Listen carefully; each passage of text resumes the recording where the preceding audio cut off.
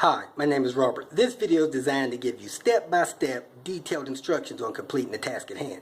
Please read the comments in the About section of this video. It has valuable information and updates. My YouTube channel has a disclaimer video that I encourage you to watch. And please like, share, and subscribe. I hope you found what you're looking for. Thank you very much for watching. In this video, I'm going to show you how I pull a windshield out of a car, mainly specifically these Volvo P80 cars. They use a tool similar to this at the glass pulling place. Of course, their blade comes out the tip. It's a little thinner. They use two hands to cut the seal. The main thing to remember when removing the glass is that you got to totally cut the seal. If you pry this window and try to pry out the end that most people do, you're going to crack it. Be mad at yourself and be looking for another windshield. So it's getting hard to find these windshields. A lot of places claim they can't find them to replace them for you. So if you need one, go out to the junkyard. This is what I do.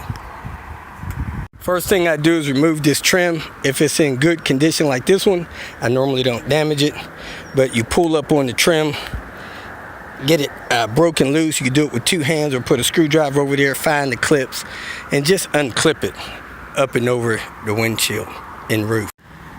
Next, I pull the wipers off, the arms, remove the seal that runs across the base cowl, and pull these T25, remove the base cowl. Sometimes I take the screws that mount the dash loose so I can reach in under the dash, but I may just try to cut the seal from the bottom this time. Remove the wipers, remove this cowling. Next, I pull this lower trim off across the car.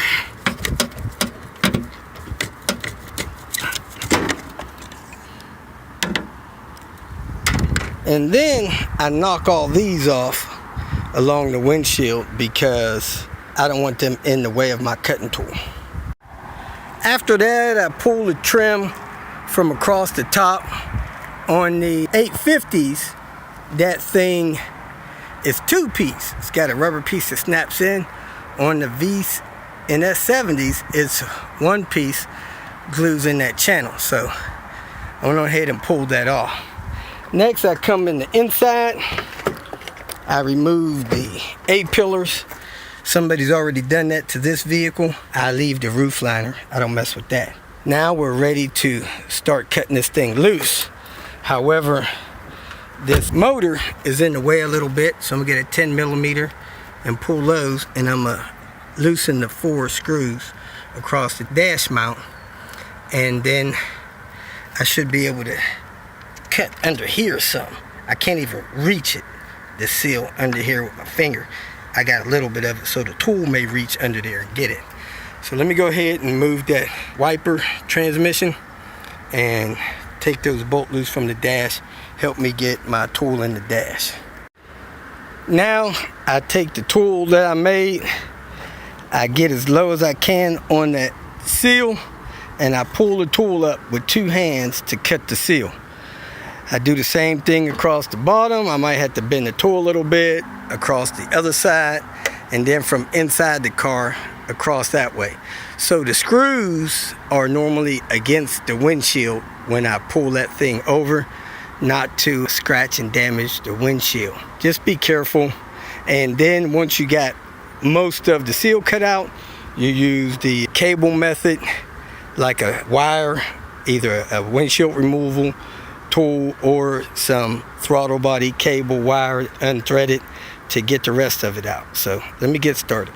I did all the razor cutting that I could across the side, inside across the bottom, down across there, and under this side as far as I could. Now I'm gonna press a little bit on the glass, see if I can slide the wire in there, start working the wire around. Currently 20 minutes in.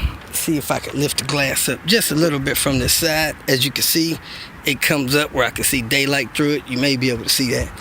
So I'm gonna push the cable through there, grab it with some tools, and start cutting around it till I cut it all the way out.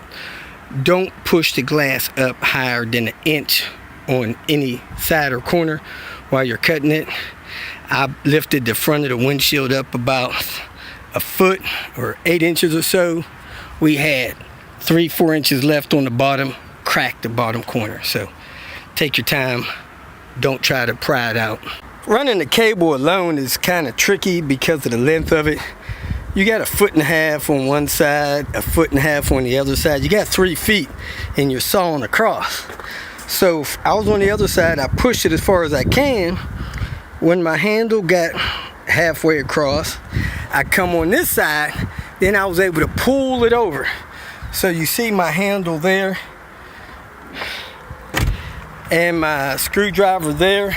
I'm pulling across this way. So now I'm gonna go over the other side, reach across and slice the other way over there. It's the only way you can do it by yourself. If you got somebody helping you, it's a little easier.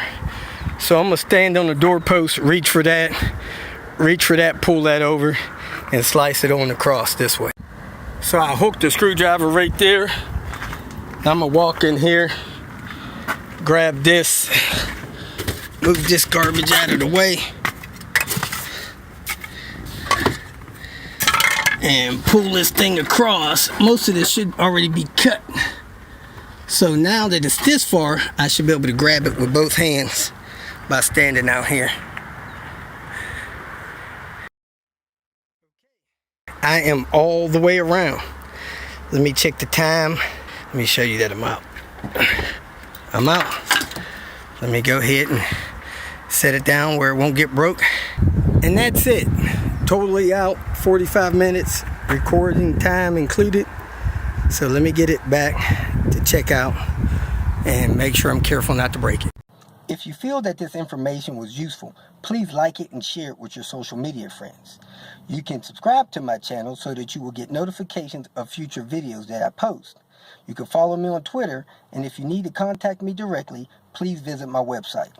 And if you have any questions, leave them below, and someone or myself will reply to them. Again, thank you very much for watching.